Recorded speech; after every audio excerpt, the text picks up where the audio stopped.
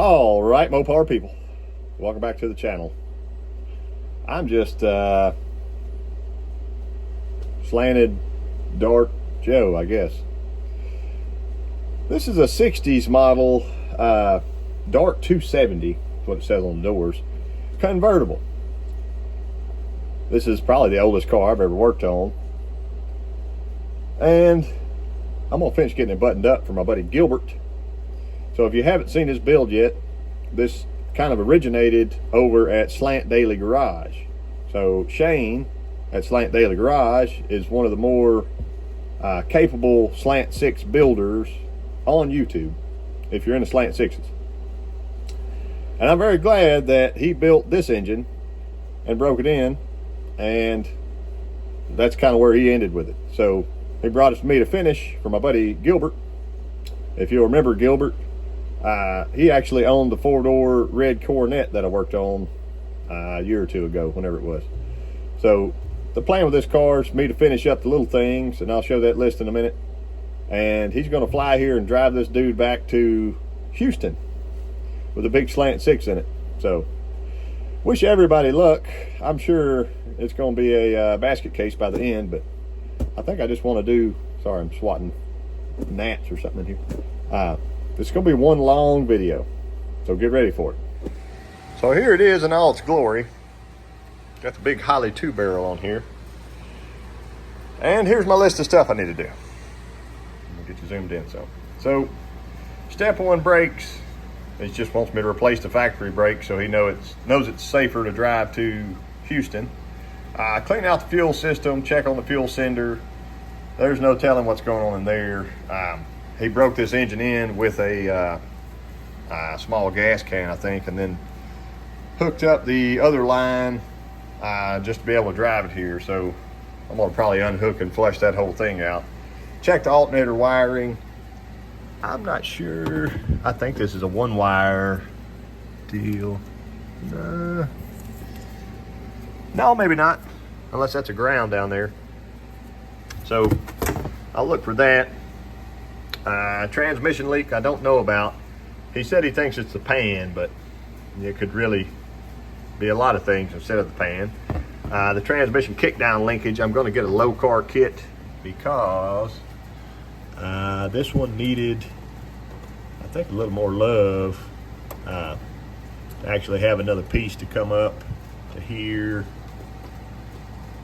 So I was told to do the low car kit, and it sounds like a good idea to me. This other stuff needs to get out of the way. The exhaust pipe, it's got, I think this is a TTI kit for Slant 6s, or for Slant 6 cars, but since this car is like a 63 or 4, let me back up so you can see it a little better. It is a massive sled.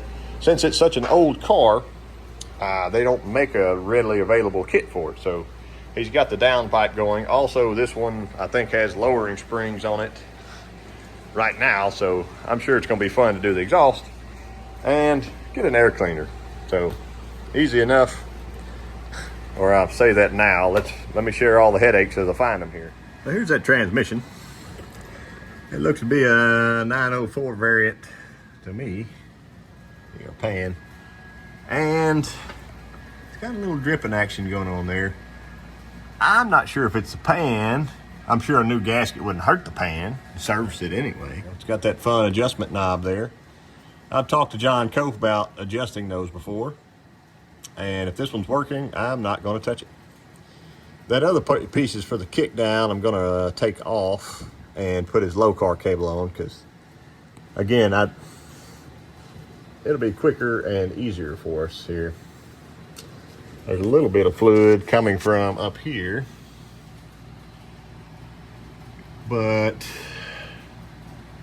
yeah, not sure about that stuff. I can dry it up and try to take a look. It doesn't look like the new engine leaking at all. Maybe that's just some old residual stuff. There's our big new exhaust pipe. It looks like a nice 2.5 inch, and there's an old doo-doo 1 inch or something. I don't know, 1 3/4. So that's got to go. It's almost rubbing the drive shaft anyway, and I get my new pieces kind of mocked into place.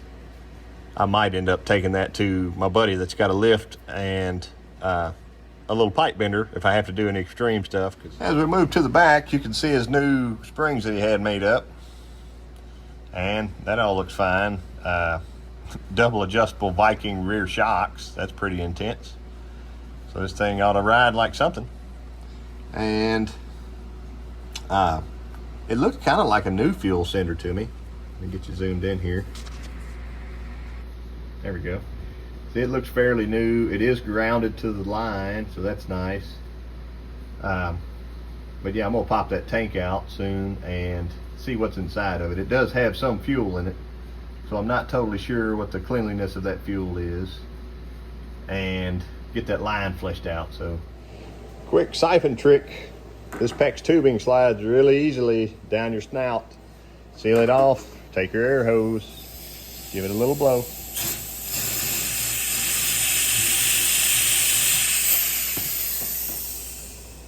That's all it takes, and she's rolling in there. Just like that. Here's a quick trick on testing your gauge up there.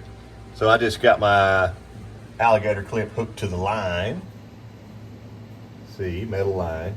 And I had the other end of the wire just shoved in the cinder wire pretty tight. So we go turn the key on.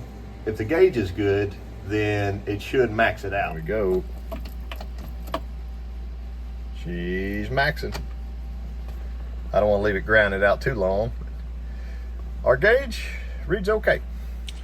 Got out my PB blaster, a Big Mike's PB blaster that he left me, and just loosened our 1J hook. I got my fancy Harbor Freight plastic wheel stand, whatever you call that, on my jack. I'm not usually this whatever, but I just thought I would try something a little different. I can just ease it down now, give it a little shake back and forth, instead of letting it fall all at once. I think I've got all the gas out, but I don't have any idea what else is in this tank. I've got my front connection undone. So here's our tank. And this actually has, it's kind of trick, an O-ring that goes around it. So I'm gonna probably pull that out, clean up my opening there and sticker it back in. But I wanted us to all take a look inside if it's possible. For the most part, if I can get my camera right, she's pretty clean in there. There you go. But as you look upwards, there's a little bit of rust. See back that corner, sorta. A little bit of rust back that way in the top part of it. So I think what I'm gonna do is turn this thing upside down, shake it out really good, and give it a little scrub in the cinder. There's cinder. Cinder looks shiny, so I'm not sure why it wasn't working correctly. Maybe the float is sunk or something. So here is our TTI exhaust system I got thrown on. Didn't take too terribly long. There's a little bit of rub happening there where that clamp hits the cross member. And I think my best bet will be weld all the way around that and take the clamp off. And it should be perfect then. This is a 2.5-inch system. It's pretty trick, really. It's in there. That's a Dyno Max muffler. It's made to go with it. It's got plenty of room away from our drive shaft, away from the floor pan. Sets nice and level. I was able to hook it into the factory hanger right through there. I'll roll around the backside. There we are. Big heavy duty hanger. Going up that factory one. I had to ream that hole just barely to get it in there, but it's solid now. And as it comes backwards, comes right over the axle, miles of room. Almost like it was made for this car or something, so pretty sweet. Got a little turn down at the end. At some point soon, I need to get this thing fired up because, look how close we are to the spring. A little tighter than I want. At some point, I need to get the gas tank put back in. It's cleaned out. Check the cinder on it. I got to redo a little brake line up there. I can see kind of where my, right around the curve there. right at that fitting, it has a little ugly drip on it, and that sucker's so rusted, I don't think it'll tighten up. So it needs a little love there for sure. So I'll do that next. Gas tank back in, then I can fire this thing up for the first time I'm ever starting it. Shane started it and drove it right in here, no problem, but this is some kind of slanted sled with a TTI exhaust on it. Uh-oh.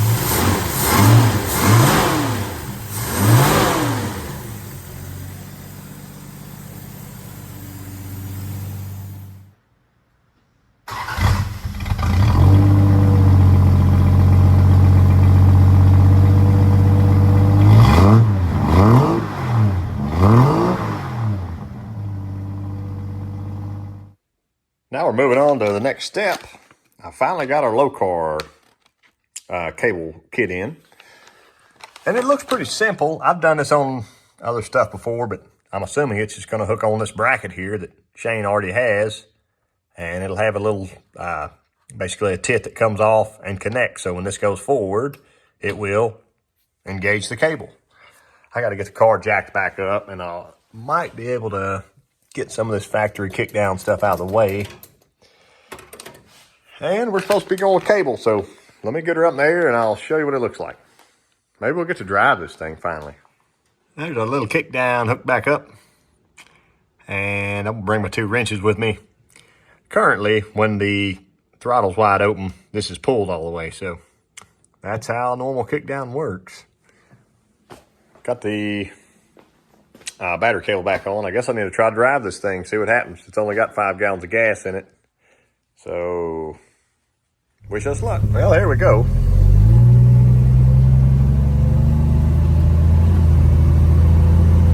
Good old slant. There's second and third.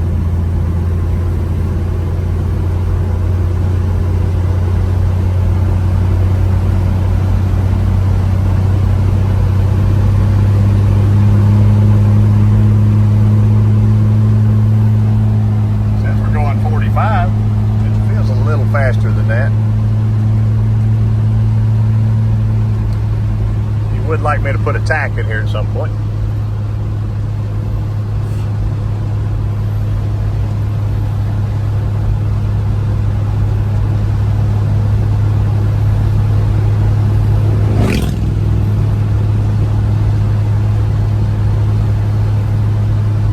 Cruising right along.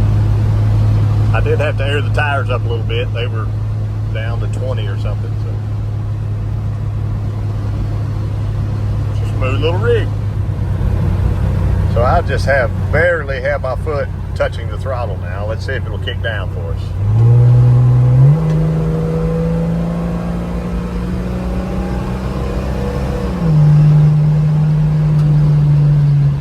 Very nice. You can hear the wind whistling a little bit, but pulls pretty good. Good job, Professor P. Let's take this thing back, check it out, and see if it's got any leaks or anything. I think it's dry as a bone under here. You could smell the new paint kind of burning off or whatever. Heat cycling for the first time. It's pretty red on the pan. Got a Champion radiator in it. I would like a better temperature gauge and an oil pressure gauge, but it's not my car. She hummed right along. It's all looking pretty good. I may play with the kickdown just a little bit more, give it a round or something, but it did kick down. It just took a millisecond after I matted the pedal down. But yeah, shifted out nice, ran good. I'm pretty pleased with the old Slant. I may leave it right here for the day. And at some point, this guy wants to fly in and drive this thing back to the greater Houston area. So that'll be an exciting ride for him. Top down, glad it's fall. It'll be nice and cool. But Anyway, I appreciate y'all watching, and I'll catch you next time.